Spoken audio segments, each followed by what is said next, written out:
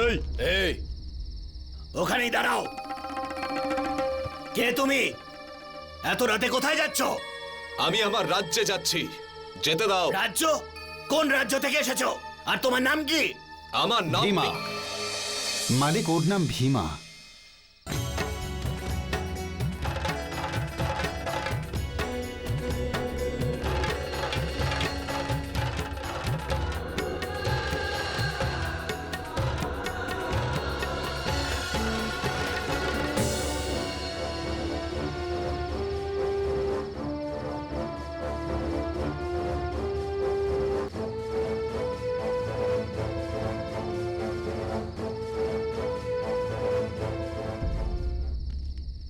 মালিক, এর নাম ভীমা। আমি একে ভালো করেই চিনি। না, এ কি বলছো তুমি? আমার নাম কোনো ভীমা ঠিমা নয়। আমার নাম তো মালিক, এর কথা একদম শুনবেন না। এর একটু মাথার গন্ডগোল আছে। এর যা মনে পড়ে বলে যায়। হয়তো এখনই বলবে আমি চক্রবর্তী সম্রাট। আমি মিথ্যে বলছি না, আমি সত্যিই চক্রবর্তী সম্রাট। চক্রবর্তী সম্রাট দেখে তো মনে হচ্ছে, কিন্তু ভিখারিদের। আসলে মালিক, এর মাথা খারাপ হয়ে গেছে। এর স্ত্রী, সন্তান, আত্মীয় স্বজন, কাছের লোক সবাই দূরে চলে গেছে। সেই জন্য ও একটু... যাও, নিয়ে যাও একে। আর মনে থাকে যেন, আর যদি এখানে আসো তাহলে মেরে ফেলবো। ধন্যবাদ মালিক। এসো ভীমা, এসো।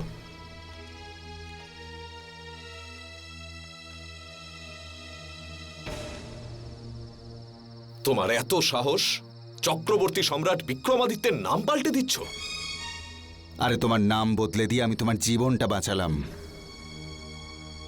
ওরা যদি তোমার আসল নামটা জানতে পারতো তাহলে তুমি আর এখন বেঁচে থাকতে না। কেন? এমন কি অপরাধ করেছি আমি? অপরাধ তুমি নয়, উজ্জয়িনীর রাজা বিক্রমাদিত্য করেছে। আর যার শাস্তি ওরা তোমায় দিতে চাইছে। যা বলতে চাও পরিষ্কার করে বলো। আমি তোমায় সকালেই বলেছিলাম, বিক্রমাদিত্যের রাজসভায় চন্দ্রসেন এতটাই অপমানিত হয়েছিলেন যে রাজা চন্দ্রসেন বিক্রম নামটা শুনলেই জ্বলে ওঠেন। যান, আমি আপনাকে জীবন দান করলাম। আদেশ পালন হোক। আমি তোমাকে বলে যাচ্ছি যে তুমি তোমার এই সিদ্ধান্তে একদিন আফসোস করবে। বল তোর নাম কি? বিক্রম কুমার। আর তোর? বিক্রম। মহামন্ত্রী, কাল সকালে এদের সবাইকে ফাঁসিতে চড়িয়ে দাও। ওই নামে তার এত ঘৃণা যে ওনার রাজ্যে বিক্রম নামে যত মানুষ ছিল উনি তাদের শুলে চড়িয়েছেন। আর উনি প্রতিজ্ঞাও করেছেন যে যতদিন না বিক্রমাদিত্যের কাটা মুন্ডু নিজের চোখে দেখছেন ততদিন পর্যন্ত উনি মুকুট পরবেন না। এখন তোমার সামনে দুটো রাস্তা আছে। হয় তুমি নিজের নাম বিক্রম বলে শুলে চড়ার জন্য তৈরি হও, অথবা ভীমা সেজে এই তমল প্রদেশে থেকে যাও।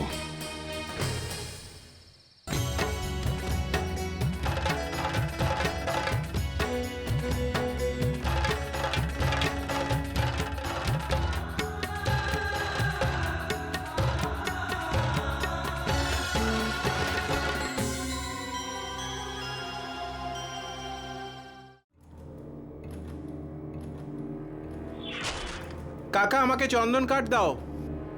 আর আমার জ্বালানির কাঠ দরকার হরি কাকা। কাঠ নিতে আমি আগে এসেছি, তুমি পরে এসেছো। আজকে চমৎকার হয়ে গেছে। এর আগে এত গ্রাহক কখনো আমাদের দোকানে আসেনি। সকালে কার মুখ দেখে দোকান খুলেছিলে কাকা, যে একদিনেই ধনী হয়ে গেলে?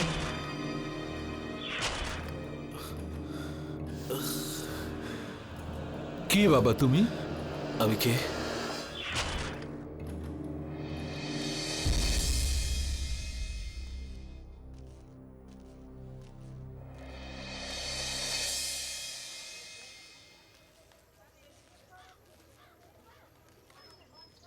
তুমি আমার এই ভিখারিকে নিয়ে এসেছো?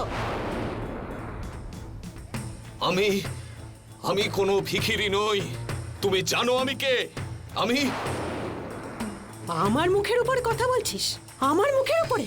যা, বেরো এখান থেকে, বেরো, অপয়া কোথাকার।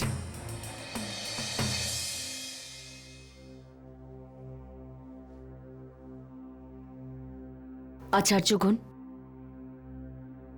আজ আমি উজ্জয়িনীকে আপনাদের সবার ভরসায় ছেড়ে যাচ্ছি। আমার এই বিশ্বাসকে কিছুতেই ভাঙতে দেবেন না। কিন্তু মহারানী, কিচ্ছু শুনতে চাই না আমি। আজ মহাকালও আমার এই সিদ্ধান্তকে বদলাতে পারবেন না। আরে তুমি বুঝতে পারছো না কেন? কাল যে তুমি 2 হাতে মুদ্রা গুনছিলে সেসব ওরই জন্য হয়েছে। কাল সকালে আমি এরই মুখ দেখে দোকান খুলেছিলাম।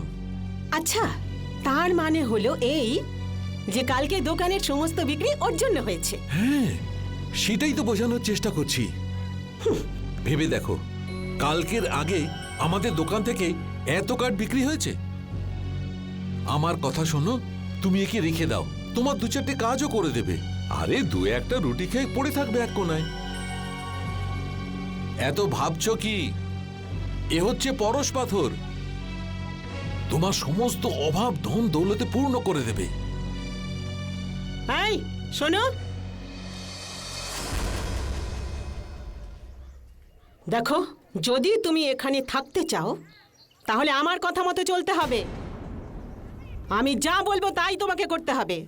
সূর্য ওঠার আগে তোমাকে ভাটি জ্বালাতে হবে, আর তারপরে জঙ্গলে গিয়ে তোমাকে কাঠ কেটে আনতে হবে। আর হ্যাঁ, সারা দিনে একবারই খেতে পাবে, বুঝেছো তুমি?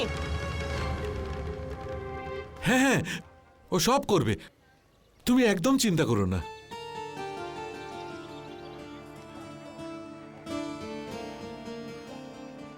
এবার যাও আর জঙ্গল থেকে কাঠ কেটে আনো, যাও।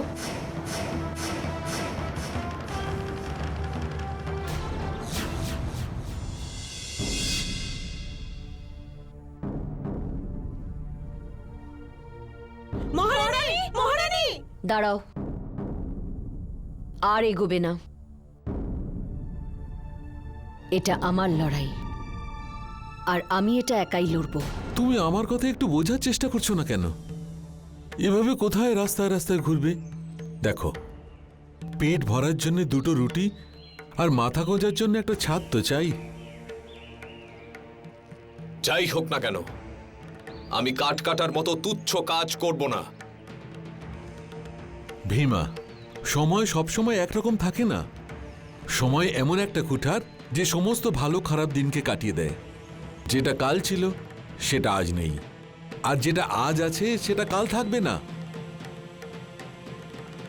তোমারও সময় একদিন বদলাবে, তারপর তুমি সেটাই করো যেটা তুমি চাও।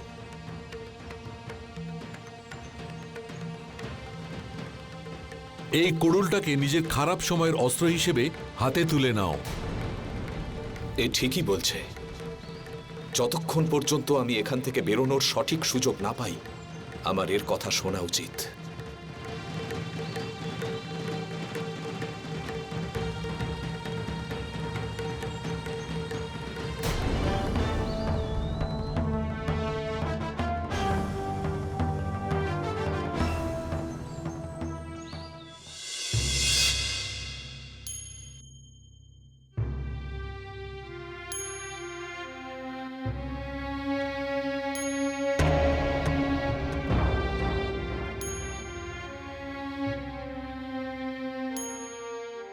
চলো।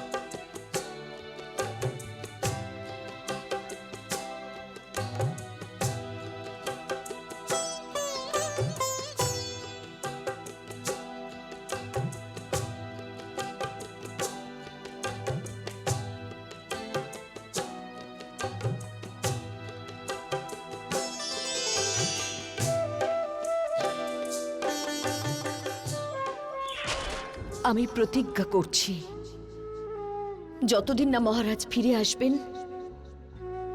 আমি অন্ন স্পর্শ করব না।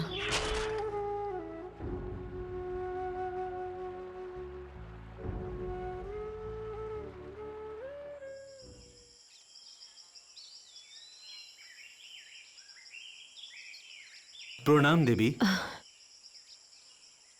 আমি ঋষি রুদ্রান্তের কাছে এসেছি। আসুন।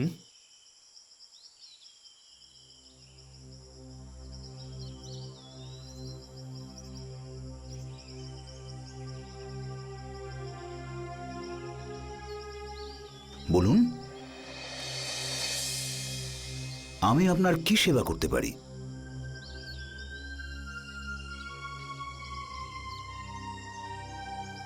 আমার স্বামী খুব বিপদের মধ্যে আছেন। কি হয়েছে আপনার স্বামীর? আমার স্বামীর ওপর শনিদেবের সাড়ে সাথী শুরু হয়ে গেছে, আর যবে থেকে সাড়ে সাথী শুরু হয়েছে তবে থেকেই উনি নিখোঁজ। মহর্ষি, শুধু আপনি আমায় সাহায্য করতে পারেন, শুধু আপনি। আপনি ধৈর্য ধরুন। শনিদেবের দরবারে যারাই আসেন তারা খালি হাতে কখনো ফেরেন না। ওনার কাছে যারাই কিছু প্রার্থনা করেন শনিদেব ওদের সবার মনস্কামনা পূরণ করেন। আপনি কোথা থেকে এসেছেন? আমি মদন লেখা। কি? মদন লেখা? সম্রাট চন্দ্রগুপ্ত বিক্রমাদিত্যের সহধর্মিণী? মহারানী, চলে যান মহারানী, চলে যান। এখনই উজ্জয়িনী ফিরে যান। যেখানে আমার আরাধ্য দেবতার অপমান হয়েছে সেই রাজ্যের কারোর সঙ্গে আমি কোনো সম্পর্ক রাখতে চাই না। চলে যান। এরকম বলবেন না মহর্ষি। আপনার কাছে উজ্জয়িনীর মহারানী নয়, একজন স্ত্রী এসেছে, এক সাধারণ স্ত্রী। আর এই হতভাগী তার স্বামীর জন্য আপনার কাছে ভিক্ষা চাইছে। আর আমি ততক্ষণ এখান থেকে যাব না যতক্ষণ না আপনি আমার ওপর দয়া করছেন। আমার কাছে চোখের জল ফেলে কোনো লাভ হবে না মহারানী। রাজা বিক্রমাদিত্য শনিদেবের অপমান করেছেন, ওনাকে এর শাস্তি অবশ্যই পেতে হবে। চলে যান।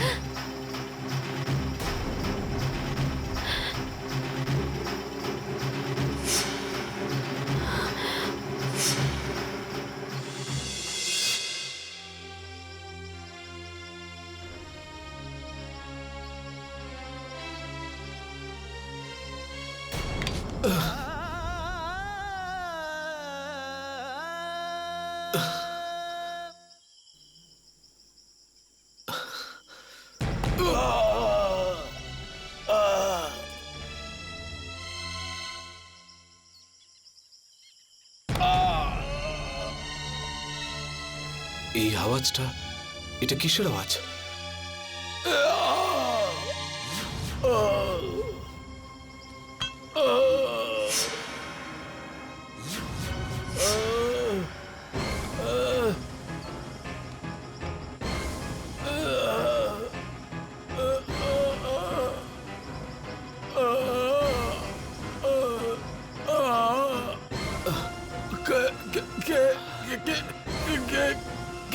কে তুমি?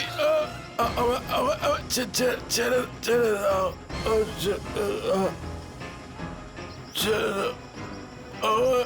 আমায় ছেড়ে দাও, ছেড়ে দাও, আমায় মরতে দাও, মরতে দাও।